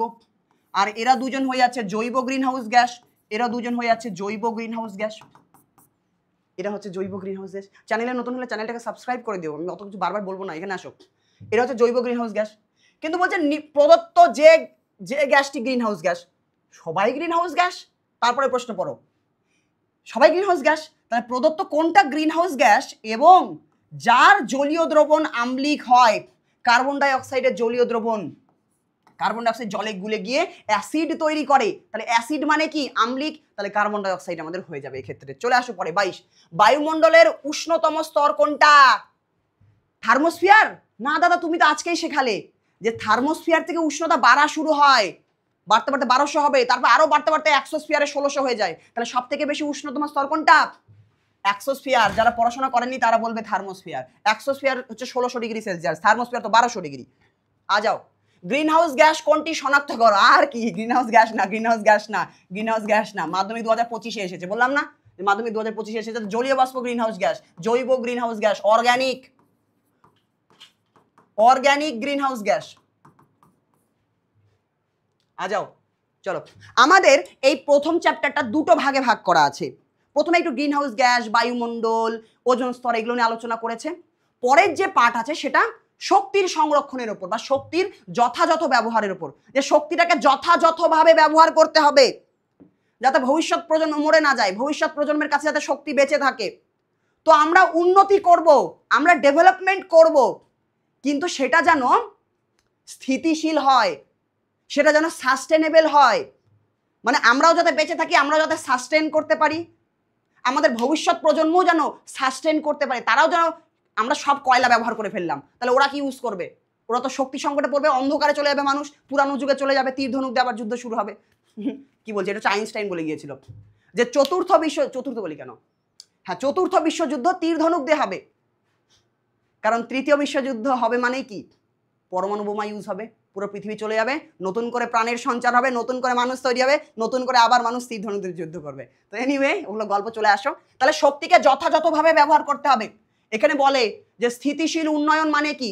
স্থিতিশীল উন্নয়ন মানে ইংরেজিতে বলা হয় সাস্টেনেবল ডেভেলপমেন্ট। মানে তুমি ডেভেলপমেন্ট করো, উন্নতি করো, কিন্তু সেটা যেন স্থিতিশীল হয় বা সাস্টেনেবল হয়, আমরা যেন সাস্টেন করতে পারি, আমরা যেন বেঁচে থাকি, আমাদের ভবিষ্যৎ প্রজন্ম যেন বেঁচে থাকে। তো সেই জন্য আমাদের কি করতে হবে? আমাদের তাহলে বলবে যে স্থিতিশীল উন্নয়ন কাকে বলে? আমরা বলবো স্থিতিশীল উন্নয়ন হলো এমন একটা উন্নয়ন যেই উন্নয়নের সাহায্যে বর্তমান প্রজন্মেরও যেন শক্তির চাহিদা মেটে এবং ভবিষ্যৎ প্রজন্মেরও যেন শক্তির চাহিদা মেটে। তার জন্য শক্তিটাকে যথাযথভাবে ব্যবহার করতে হবে। তাহলে বলবে স্থিতিশীল উন্নয়নের জন্য কি কি পদক্ষেপ গ্রহণ করা যেতে পারে, শক্তিটাকে যথাযথভাবে ব্যবহার করার জন্য কি কি করতে হবে আমাদেরকে। 2 নম্বরের প্রশ্ন আসে, যদিও আমি ডিটেলসে ঢুকে যাচ্ছি শর্ট কোশ্চেন পড়াতে এসে, হালকা একটু আলোচনা করে দিই, মাথায় আসলো। শক্তিটাকে কিভাবে যথাযথ ব্যবহার করতে পারি? তুমি বলো দাদা কয়লা তো সীমিত আছে, কয়লা হচ্ছে প্রচলিত শক্তির উৎস, এটা প্রচলন হয়ে আসছে অনেক দিন ধরেই, তাহলে এটার ব্যবহার কমাতে হবে। তাহলে বলবো প্রচলিত শক্তির ব্যবহার কমাতে হবে। তাহলে আমাদের এমন কিছু একটা ব্যবহার করতে হবে যেটা আনলিমিটেড আছে, সূর্য থেকে তো আলো আসছেই, তাহলে সৌরশক্তির ব্যবহার বাড়াতে হবে, বায়ু শক্তির ব্যবহার বাড়াতে হবে, মানে অপ্রচলিত শক্তির ব্যবহার বাড়াতে হবে। কেমন? আমাদের বিভিন্ন যত যানবাহন রয়েছে যেগুলোতে শক্তি ব্যবহার হচ্ছে, সেই যানবাহনগুলোকে আরো উন্নত করতে হবে, যাতে অল্প শক্তি ব্যবহার করেই আমরা আমাদের যাতায়াত ব্যবস্থাটাকে, বিভিন্ন যন্ত্রপাতিটাকে আমরা চালাতে পারি। তাহলে যন্ত্রপাতিগুলোকে আরো উন্নত করতে হবে। কেমন? নবীকরণযোগ্য শক্তির উৎসকে বাড়াতে হবে, ব্যবহার বাড়াতে হবে, মানে একই শক্তি বারবার ইউজ করতে পারছি এরকম শক্তি ব্যবহার করতে হবে।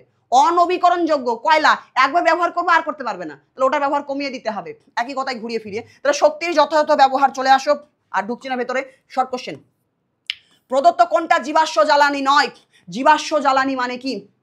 অনেক দিন আগে কোনো এক জায়গায় গাছপালা ছিল, মাটিতে চাপা পড়ে নিচে চলে গেল, নিচে চলে গিয়ে পচে গিয়ে কয়লা তৈরি করে দিল, ওটাকে বলা হচ্ছে জীবাশ্ম জ্বালানি। অনেক লক্ষ লক্ষ বছর লাগে। কোনো এক জায়গায় অনেকগুলো প্রাণী খেলাধুলো করছিল, কোনোভাবে মাটির নিচে চাপা পড়ে গেল, মরে গেল, মাটির নিচে গিয়ে পচে গলে একটা তেল তৈরি করে দিল, সেটাকে বলা হয় ক্রুড অয়েল, কালো রঙের চিপচিপে তেল, বা পেট্রোলিয়াম বলা হয়। ওই পেট্রোলিয়ামটাকেই পরিশোধন করে, পাতন প্রক্রিয়া রয়েছে, আংশিক পাতন রয়েছে, তো ওই পেট্রোলিয়ামের ভেতর থেকেই পেট্রোল বাড়ায়। ওই প্রাণী পচে গিয়ে যেটা তৈরি হয়েছে তেল, ওখান থেকে পেট্রোল বেরোবে, ওখান থেকে ডিজেল বেরোবে, ওখান থেকেই কেরোসিন বেরোবে, ওখান থেকেই তোমার আরো অনেক অনেক কিছু বের হয়, তো ওখান থেকে ওই জিনিসগুলো বেরোতে থাকবে। কেমন? তাহলে ওটাকে পেট্রোলিয়াম বলা হয়। এনিওয়ে, আমরা কোথায় ছিলাম? হ্যাঁ, তাহলে কারা হচ্ছে কি বলেছে জীবাশ্ম জ্বালানি, কারা নয়? জীবাশ্ম জ্বালানি মানে কি? উদ্ভিদ পচে গিয়ে যেটা তৈরি হয়েছে লক্ষ লক্ষ বছর ধরে, প্রাণী পচে গিয়ে যেটা তৈরি হয়েছে লক্ষ লক্ষ বছর ধরে, সেটাই জীবাশ্ম জ্বালানি। তাহলে গোবর গ্যাস তো কয়েক দিনের মধ্যে তৈরি করা যায়। গোবর পেলাম, জলে চুবিয়ে দিলাম, রেখে দিলাম ঢেকে, প্রক্রিয়ার মাধ্যমে ওখানে বিক্রিয়া ফিক্রিয়া যা হওয়ার হয়ে গোবর গ্যাস তৈরি হবে, তো লক্ষ লক্ষ বছর লাগে না। এটা গোবর গ্যাসটা উদ্ভিদ প্রাণী পচে যায় তৈরি হচ্ছে না, অল্প টাইম নয়, তাহলে এটা জীবাশ্ম জ্বালানি নয়, এটা জীবাশ্ম জ্বালানি নয়। প্রাকৃতিক গ্যাস পেট্রোলিয়াম থেকে পাওয়া যায়, কয়লা, পেট্রোলিয়াম, এগুলো তো বলে দিলাম, এগুলো সব জীবাশ্ম জ্বালানি, এগুলো লক্ষ লক্ষ বছর লাগে এগুলো তৈরি করতে। প্রাকৃতিক গ্যাস কি জিনিস এটা বুঝতে গেলে জৈব রসায়নে ক্লাস করবে আমার। চলো, অনুরূপ বিকল্প কোনটা জীবাশ্ম জ্বালানি নয়?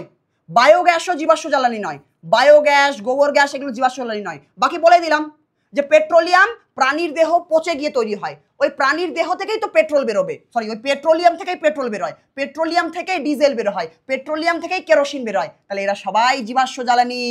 কেরোসিন থাকলেও জীবাশ্ম জ্বালানি, আর কয়লা তো উদ্ভিদ পচে গিয়ে তৈরি হয় মাটির নিচে। চলে আসো, প্রদত্ত কোন জ্বালানির তাপন মূল্য সব থেকে বেশি?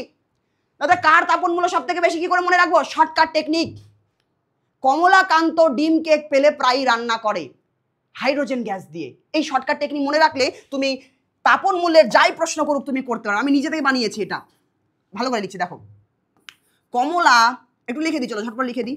কমলাকান্ত, কমলাকান্ত, এই নিচে লিখি কান্ত, কমলাকান্ত ডিম, কমলাকান্ত একটা মহিলা, আমরা প্রাইমারি স্কুলে যেতাম না, রান্নাবাড়ি করে যে মাসি মহিলা, তো মাসির নাম হচ্ছে কমলাকান্ত। তো কমলাকান্ত ওকে রান্না করতে গেলে ডিম কেক দিতে হবে, তো যখনই ওকে ডিম কেক দেবো তারপর রান্না করবে, রান্নাটা কোন গ্যাস দিয়ে করবে? হাইড্রোজেন গ্যাস দিয়ে। তাহলে কমলাকান্ত ডিম কেক যদি পায়, ডিম কেক পেলে প্রায়ই রান্না করে, প্রায়ই রান্না করে, রান্না করে দাদা কি দিয়ে রান্না করে? হাইড্রোজেন গ্যাস দিয়ে রান্না করে। দাদা এই কথার মানে কি? আজাও, এই কথার মানে কি? এরা সবাই জীবাশ্ম জ্বালানি। মাঝখানেটা বাদে, মাঝখানেটা বাদে সবাই জীবাশ্ম জ্বালানি, মুখে বলে দিচ্ছি। চলো শোনো, কমলা মানে কয়লা, ক থেকে কয়লা, কয়লা। কান্ত, কা থেকে আসবে কাঠ কয়লা, কা থেকে আসবে কাঠ কয়লা, কাঠ কয়লা, কা থেকে আসবে কাঠ কয়লা। কাঠ কয়লাকে ইংলিশে আমরা বলি চারকোল, কাঠ কয়লা। কমলাকান্ত ডিম, ডি থেকে আসবে ডিজেল, ডি থেকে আসবে ডিজেল, ডি থেকে আসবে ডিজেল। তারপর কেক, কে থেকে আসবে কেরোসিন, কে থেকে আসবে কেরোসিন। সব এগুলো কিছু করতে হবে না, এগুলো মনে রাখতে হবে না, তোমার কবিতা মনে থাকলে তাপ এগুলো কিছু মনে রাখতে না, সব হয়ে যাবে অটোমেটিক্যালি। পেলে, পে থেকে কি হবে দাদা? পে থেকে পেট্রোল, পে থেকে কি হবে? পেট্রোল, পে থেকে হবে পেট্রোল।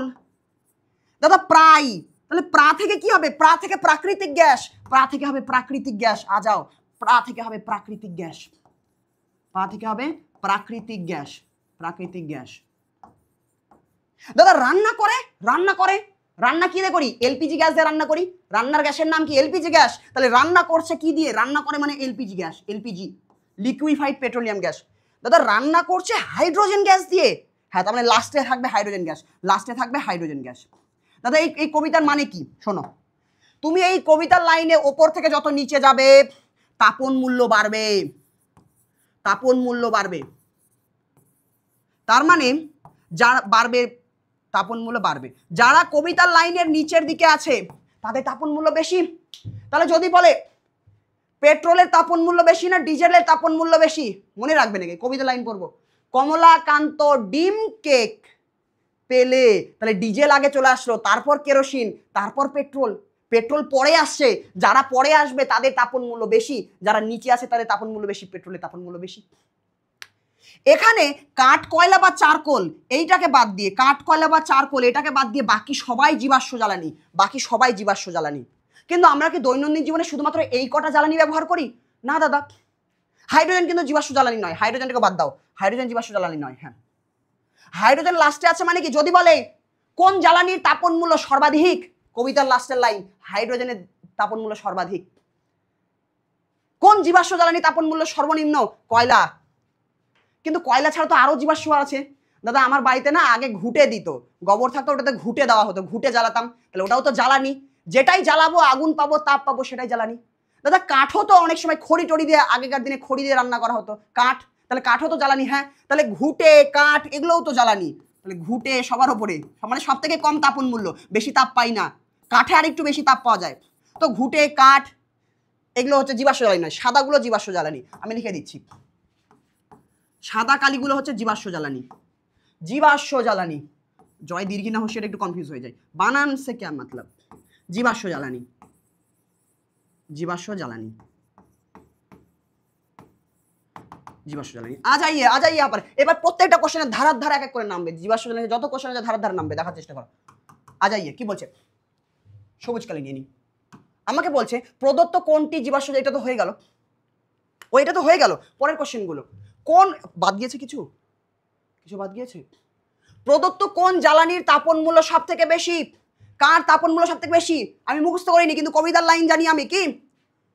কমলা।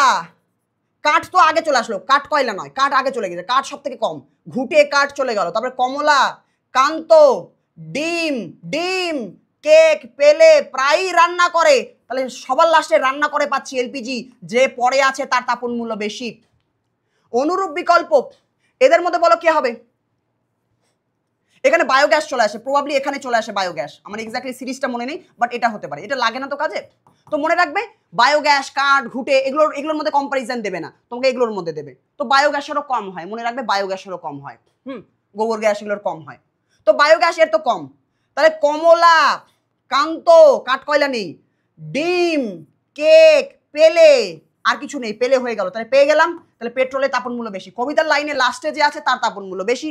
আর কি চাই? কিছু চাই না। প্রদত্ত কোন পদার্থের তাপন মূল্য সব থেকে কম? কমলা কান্ত, মানে কাঠ কয়লা বা চারকোল, কমলা কান্ত, ডিম, কেক, কেক পেয়ে গেলাম, ডিম কেক পেলে পাই রান্না করে। দাদা কবিতার মধ্যে তো কাঠ আসলো না, আমি বললাম কবিতার লাইনে কাঠ নেই, ঘুটে কাঠ বায়োগ্যাস এগুলো কবিতার লাইন নেই, এগুলোর কম হয়, এগুলোর উপরে ফেলে দাও, এগুলোতে প্রশ্ন আসবে না, এগুলোর কম হয়, এগুলোকে উপরে উঠে দাও। তো এদের বেশি হয়, এদের তো সিরিজ মুখস্থ করেছি, তো এদেরকে বাদে কাঠ থাকলো, তো কাঠের হচ্ছে সব থেকে কম, আমি লিখেও দিয়েছি যে ঘুটে কাঠ বায়োগ্যাস এগুলো কম, কেমন এদের কম হয়। চলো, সূর্যালোকের কোন রশ্মির জন্য সোলার কুকার কাজ করে? সোলার কুকার গরম করে রান্না করে, তাহলে গরম করার জন্য কোন রশ্মি দায়ী? দাদা অবলোহিত রশ্মি দায়ী, অবলোহিত রশ্মি, অনেকে অতিবেগুনি রশ্মি বলে দেয় না। সোলার কুকার তো গরম করে রান্না করবে, তো গরম করার জন্য কোন রশ্মি দায়ী? অবলোহিত রশ্মি দায়ী। আ যাও আগলা সওয়াল, পৃথিবীর অভ্যন্তরে সঞ্চিত কয়লার সঙ্গে কোন গ্যাস মিশ্রিত থাকে? দাদা পৃথিবীর নিচে কি কয়লা থাকে? আমি বললাম অবশ্যই, কোনো এক জায়গায় কিছু গাছপালা ছিল, পৃথিবীর কোনো এক জায়গাতে গাছপালা ছিল, ভালো করে দেখো, পৃথিবীর কোনো এক জায়গাতে সুন্দর সুন্দর গাছপালা ছিল, কোনো কারণে বন্যা হলো, কিছু হলো, গাছ ফাছ ভেঙে গিয়ে মাটির নিচে চাপা পড়ে গেল, মাটির নিচে গাছপালা চাপা পড়ে গেল, তাহলে মাটির নিচে কে চাপা পড়ে গেল? দাদা গাছপালা, দিস ইজ আওয়ার গাছপালা মাটির নিচে চাপা পড়ে গেল। অনেকগুলো গাছপালা, অনেকগুলো লট অফ গাছপালা, অনেকগুলো গাছপালা মাটির নিচে চাপা পড়ে গেল। এই গাছপালাগুলো মাটির নিচে চাপা রয়ে গেল, চাপা পড়ে লক্ষ লক্ষ বছর ধরে উচ্চ উষ্ণতায়, মাটির নিচে যত যাবে উষ্ণতা বাড়বে, উচ্চ উষ্ণতায় উচ্চ চাপে পচে গলে গিয়ে কয়লা তৈরি করে, কয়লার একটা বিছানা তৈরি করে। কি তৈরি করে দাদা? কয়লার বিছানা তৈরি করে। তাহলে এরা সবাই মিলে কি তৈরি করবে দাদা? কয়লার বিছানা তৈরি করবে, কয়লার বিছানা তৈরি করবে। কি তৈরি করছে? কয়লার বিছানা, কয়লার একটা বিছানার মতো তৈরি করছে একটা, তাই না? কয়লার বিছানা। দাদা তুমি বিছানা কেন বলছি? কারণ বইতে ওটাই বলে কয়লার বিছানা। ইংরেজিতে বলা হয় কয়লাকে বলা হয় কোল, COAL, কোল। বিছানাকে ইংলিশে আমরা বলি বেড, কোল বেড। আমাদের বাংলা বইতে ডাইরেক্ট কোল বেডকেই বাংলায় লেখা থাকে, তোমাদের বইতে ডাইরেক্ট লেখা আছে কোল বেড, কোল বেড। তাহলে কয়লার একটা বিছানা তৈরি করে। এবার ওই কয়লার বিছানার উপরে একটা গ্যাস ভেসে থাকে, যে গ্যাসটাকে বলা হয় মিথেন গ্যাস। কয়লার বিছানার উপরে কোন গ্যাস ভাসে দাদা? মিথেন গ্যাস ভাসে। কয়লার বিছানার উপরে কোন গ্যাস ভাসে? মিথেন গ্যাস ভাসে। তাহলে মিথেন গ্যাসকে কি নামে রাখবো? এই মিথেন গ্যাসকে বলা হয় কয়লার বিছানার মিথেন গ্যাস। তোমাদের বইতে ইংরেজিতে বলে, মানে মুখে মানে লিখবে বাংলায়, বলবে ইংলিশে, যে বলবে কোল বেড মিথেন, কয়লার বিছানার মিথেন। তাহলে এই মিথেনটাকে কি বলা হচ্ছে? কয়লার বিছানার মিথেন, বা তোমাদের বইয়ের ভাষায় লিখতে চাইলে কোল বেড মিথেন। এবার এগুলো না বুঝেই সবাই মুখস্থ করে। তো যদি চাও ফিজিক্সটাকে খুব সুন্দর করে বুঝতে, শর্টকাট টেকনিক শিখতে, আর মাধ্যমিকে 90% নাম্বার অ্যাটলিস্ট তোমাকে আনতে হবে, সেটা যদি ইচ্ছে থাকে আমার ওই অনলাইন ব্যাচে জয়েন করতে পারো। হোয়াটসঅ্যাপ নাম্বার তো দিয়ে দিয়েছি, এই ক্লাসের লাস্টেও একবার বলে দেবো। মাত্র 399 টাকায় পুরো সায়েন্সটা পড়তে পারবে, একবারই দিতে হবে। মাধ্যমিক পর্যন্ত আমরা পড়িয়ে থাকি, অনেকে 1000 টাকা নেয়, 500 টাকা নেয়, 1000 টাকার মতো অনেকে নিয়ে নেয়, তো আমরা অত নিই না, অল্পই নিই। চলো, যাতে একদম গরিব ছাত্র যাতে সঠিকভাবে পড়তে পারে। দাদা তাহলে তুমি ইউটিউবে এসেই সব পড়িয়ে দাও, আমারও তো শত এক্সপেন্সার থাকে, তাই না? মানে এই বোর্ড ফোর্ড এত কিছু চালাতে হচ্ছে। চলো সেখানে কয়লা খনিতে জমে থাকা কোন গ্যাসটাকে জ্বালানি হিসেবে ব্যবহার করা হয়? কয়লা খনি মানেই কয়লার বিছানা, খনি মানেই বিছানা, ওখান থেকে কয়লা তুলে আনবো। তো কয়লার খনিতে মিথেন গ্যাস থাকে। কোন গ্যাস থাকে? মিথেন গ্যাস থাকে। কেমনই পড়িয়ে দিলাম। প্রদত্ত কোনটা জীবাশ্ম জ্বালানি? কমলা। খনিজ তেল মানে পেট্রোলিয়াম, খনিজ তেল মানে পেট্রোলিয়াম। উদ্ভিদ পচে গিয়ে কয়লা, আর প্রাণী পচে গিয়ে পেট্রোলিয়াম তেল, কালো রঙের গাঢ় তেল, ক্রুড অয়েল বলা হয় ওটাকে। হ্যাঁ, তাহলে পেট্রোলিয়াম মানে খনিজ তেল, খনিজ তেল, কয়লা, এগুলো জীবাশ্ম জ্বালানি। প্রাকৃতিক গ্যাস পেট্রোলিয়ামের উপরে ভেসে থাকে, ওটাও জীবাশ্ম জ্বালানি। এরা সবগুলোই সবাই তো জীবাশ্ম জ্বালানি হয়ে যাচ্ছে, এখানে সবগুলোই জীবাশ্ম জ্বালানি। आ जाइए, और कितना है जी? खत्म खत्म। हाँ चलो শেষ বাজ গিয়া। আর কয়েকটা আছে, 2-3টে হবে তাহলে শেষ। চলো আর কয়েকটা আছে। কোন শক্তির ব্যবহারে অ্যাসিড বৃষ্টির সম্ভাবনা বাড়ে? ইমা কোন শক্তি ব্যবহার করলে অ্যাসিড বৃষ্টি হবে? কোন শক্তির ব্যবহারে অ্যাসিড বৃষ্টির সম্ভাবনা বাড়ে? কোন শক্তির ব্যবহারে অ্যাসিড বৃষ্টির সম্ভাবনা বাড়ে? আচ্ছা দাদা, অ্যাসিড বৃষ্টি হতে গেলে তো বৃষ্টির জলের মধ্যে অ্যাসিড মিশে থাকবে। অ্যাসিড, কোন অ্যাসিড মিশে থাকে? HNO3। অজৈব রসায়ন চ্যাপ্টারে তুমি পড়েছো যে আকাশে যখনই বজ্রবিদ্যুৎ পাত হবে তখন অনেক বেশি উষ্ণতা সৃষ্টি হয়। ওই অনেক বেশি উষ্ণতাতে নাইট্রোজেন গ্যাস বিক্রিয়া করে। নাইট্রোজেন গ্যাসের সমযোজী 3 বন্ধন থাকে, 3টে বন্ধন থাকে, ভাঙা যায় না। কিন্তু যখন বজ্রবিদ্যুৎ পাত হয় অনেক বেশি শক্তি তৈরি হয়, ওই শক্তিতে নাইট্রোজেনও বিক্রিয়া করে ফেলে। তখন এই নাইট্রোজেন গ্যাস বাতাসের অক্সিজেনের সঙ্গে বিক্রিয়া করে নাইট্রিক অক্সাইড তৈরি করবে। এই NO গ্যাস তারপর ঠান্ডা হয়ে আবার বাতাসের অক্সিজেন, বজ্রবিদ্যুৎ তো সবসময় থাকে না, চলে যাবে, তো বাতাস ঠান্ডা হবে, ঠান্ডা হয়ে আবার অক্সিজেনের সঙ্গে বিক্রিয়া করে নাইট্রোজেন ডাইঅক্সাইড তৈরি করবে। আর বজ্রবিদ্যুৎ পাতের পরেই বৃষ্টিপাত হয়, তাহলে বৃষ্টিপাত হবে মানে জল আসবে, জলের সাথে আমার NO2 গ্যাস বিক্রিয়া করবে, করে তৈরি করবে অ্যাসিড HNO3 আর HNO2। এই অ্যাসিডটা অস্থায়ী অ্যাসিড। তাহলে অ্যাসিড বৃষ্টির জন্য কে দায়ী হচ্ছে? নাইট্রোজেন ডাইঅক্সাইড আর বাতাসে নাইট্রোজেন গ্যাস, মানে বাতাসে দূষণের পরিমাণ বেশি থাকতে হবে। প্রশ্ন দেখি কি বলছে। কোন শক্তির ব্যবহারে অ্যাসিড বৃষ্টির সম্ভাবনা বাড়ে? জোয়ার ভাটা হচ্ছে, ওখানে আমি মোটর ঘোরাচ্ছি, ওখান থেকে তো কোনো বায়ু দূষণ হবেই না, তো অ্যাসিড বৃষ্টির সঙ্গে তার কানেকশন নেই। সূর্য থেকে আলো আসছে, শক্তি ব্যবহার করছি, কোনো কানেকশন নেই। বাতাস আসছে, জেনারেটর ঘুরিয়ে শক্তি বানাচ্ছি, তো এখানে অ্যাসিড বৃষ্টির কোনো কিছু নেই। কিন্তু যখনই জীবাশ্ম জ্বালানি পোড়াবো বাতাসে কার্বন ডাইঅক্সাইড গ্যাস, অনেক দূষণ গ্যাস চলে যাবে, তাই না? তো ওটা দায়ী হয়ে যাবে। কোন অপ্রচলিত শক্তির উৎস থেকে দূষণের আশঙ্কা থাকে? তাহলে দূষণ কোন? জীবাশ্ম জ্বালানির জন্য হয়, কিন্তু জীবাশ্ম জ্বালানি তো প্রচলিত জ্বালানি। এমন একটা অপ্রচলিত শক্তি আছে যেটা দূষণ ঘটায়। সৌরশক্তি দূষণ ঘটায় না, বায়ু শক্তি দূষণ ঘটায় না, জোয়ার ভাটা হচ্ছে, এখানে দূষণ ভাটা হবে না, ওখানে আমি জেনারেটর ঘোরাবো, হয়ে যাবে আমার কাজ।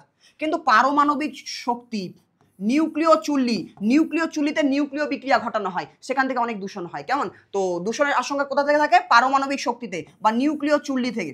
নিউক্লিয় চুল্লি বা নিউক্লিয়ার রিঅ্যাক্টর ইংরেজিতে বলা হয়। নিউক্লিয় চুল্লি, নিউক্লিয় চুল্লি। ক্লাসটা একটু বড় হচ্ছে জানি, কিন্তু আমি যেমন কথা দিই কথা রাখি।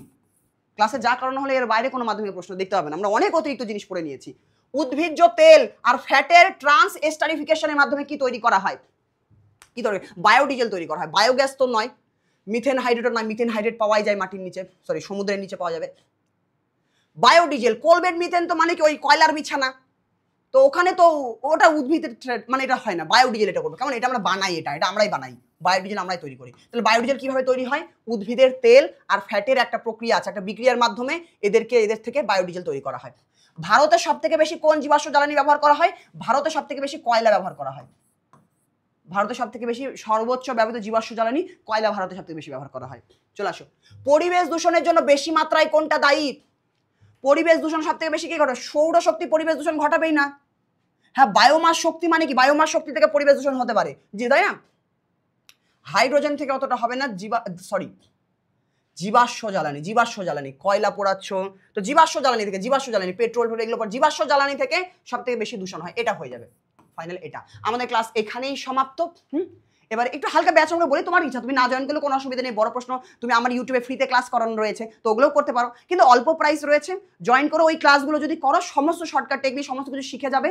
আর পরীক্ষার আগে তুমি ওয়ান শট দেখে কনসেপ্ট আরেকবার বুঝতে পারবে। সুপার ফাস্ট রিভিশন ক্লাস দেখে তুমি অল্প সময় পড়াগুলো করে নিতে পারবে। তাহলে তুমি চাইলে আমার ব্যাচে জয়েন করতে। তো আমার কাছে অনলাইন পড়তে চাইলে অনলাইনে লাইভ ক্লাসের মাধ্যমে বা রেকর্ড ভিডিওর মাধ্যমে সব কিছু দেওয়া হয়। রেকর্ড ভিডিওর মাধ্যমে সব কনসেপ্ট ক্লাস দেওয়া হয়ে গেছে। এখন লাইভ ক্লাসে আমরা টেস্ট পরীক্ষার পরে অনেক মানে স্কুল থেকে যে টেস্ট পেপার দেবে সেটা সমাধান করব। আমি শুধু পড়াই না, কনসেপ্ট বোঝাই না, তার সাথে একটা নোটস দিই, পুরো একদম প্রশ্ন উত্তরের একটা নোটস আছে, যে এই প্রশ্ন আসলে যথাযথ উত্তর হচ্ছে এটা, তো প্রশ্ন উত্তরে একটা নোটস দিয়ে দিই। ক্লাসে প্রত্যেকটা প্রশ্ন উত্তর বুঝিয়েও দিই, তার সাথে নোটসও দিয়ে দিই, যাতে বুঝে নেওয়ার পর নিজের ভাষাতেও লিখতে পারো।